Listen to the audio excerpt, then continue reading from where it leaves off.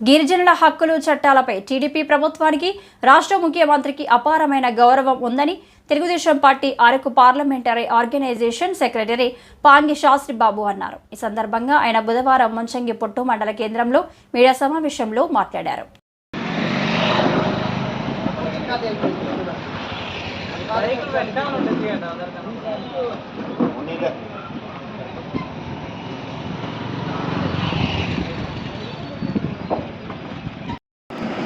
నా పేరు Pangi Sastribabu, Telugu Desam party Araku parliament organisation secretary.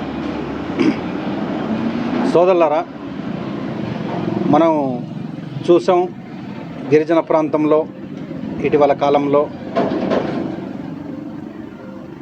170 మీద తీవ్రమైనటువంటి ఆందోళన గిరిజన ప్రాంతంలో ఉంది. మన రాష్ట్ర శాసనసభ స్పీకర్ గౌరవనీయులు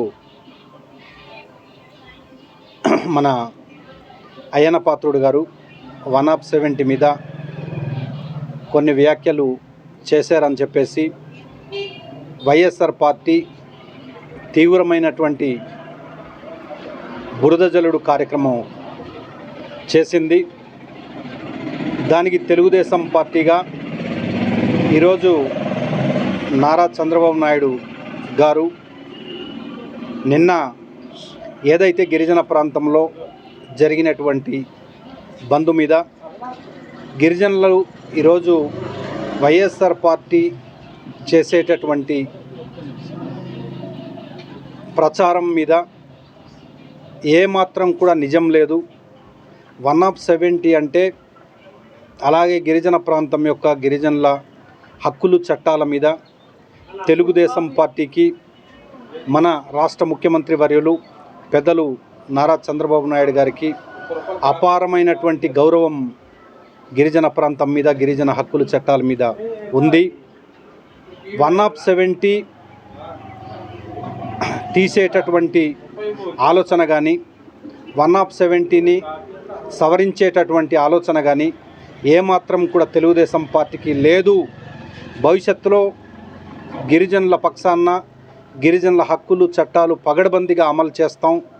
అంతే తప్పించి ఎవరు కూడా గిరిజన ప్రాంతంలో ఏ రకమైనటువంటి వైఎస్ఆర్ పార్టీ చేసేటటువంటి ప్రచారానికి నమ్మొద్దు, ఎవరు కూడా భయపడొద్దు, అధైర్యపడవద్దని చెప్పేసి మన రాష్ట్ర ముఖ్యమంత్రి వర్యులు చంద్రబాబు నాయుడు గారు నిన్న మన గురించి మాట్లాడుతూ ఒక హామీ చేస్తూ ట్విట్టర్లో పెట్టడం అనేది జరిగింది.